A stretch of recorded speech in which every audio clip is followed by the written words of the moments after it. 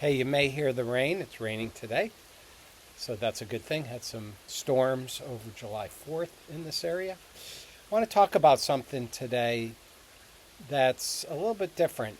When I was about 13 years old, my grandfather was diagnosed with cancer, and my mom told me back then that the doctors, the medical community didn't tell him that he had cancer. And not sure why that was.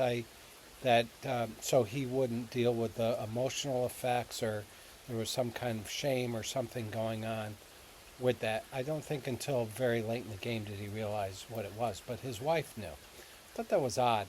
But I was thinking about that with something called truth, like truth in your diagnosis and truth in the reality of what's going on.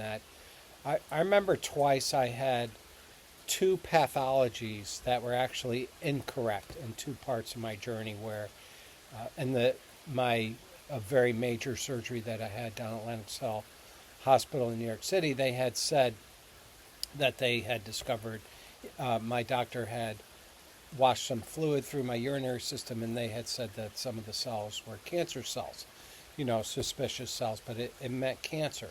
And so I had this really in-depth surgery, same incision, 14 inches a month in the hospital, and a revision of my entire neobladder and the whole ureters. Everything was reconstructed and done over again with intestinal tissues. But it turned out to be an appendix that was plastered to my anastomosis. That's where the two tissues met. So it wasn't cancer. It was interesting.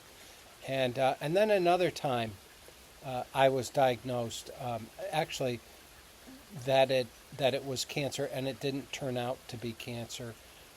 It was a whole nother incident. But I was thinking about how important it is to get good pathology. And I always went to major cancer centers. Even my initial cancer diagnosis pathology I had checked out.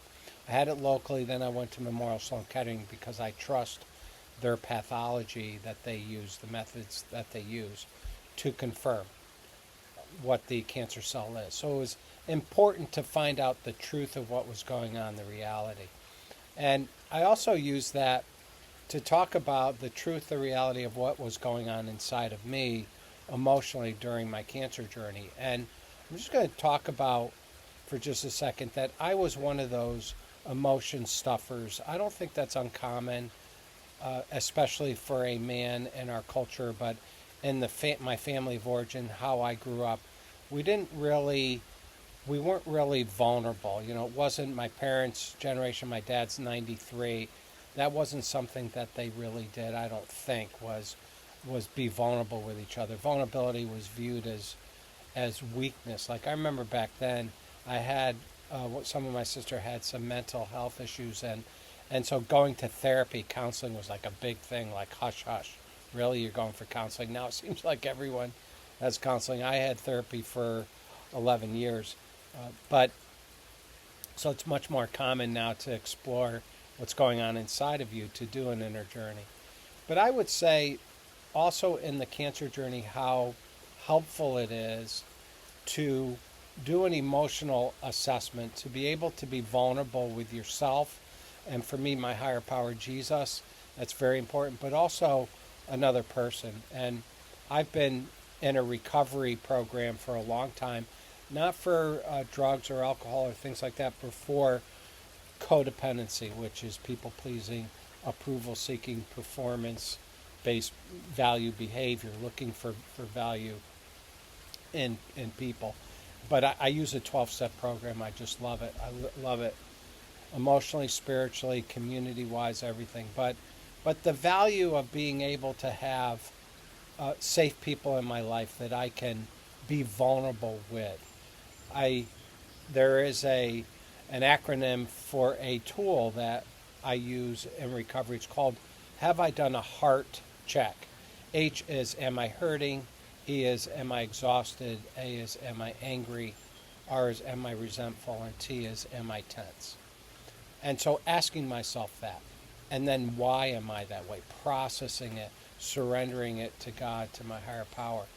And why is that important for me in my cancer journey is that it makes all the difference in how I walk through it emotionally. That I don't try to bury emotions. Emotionally healthy spirituality says that buried emotions, they don't die, they just get buried alive. And so they're going to come out in another way, they're going to wreak havoc.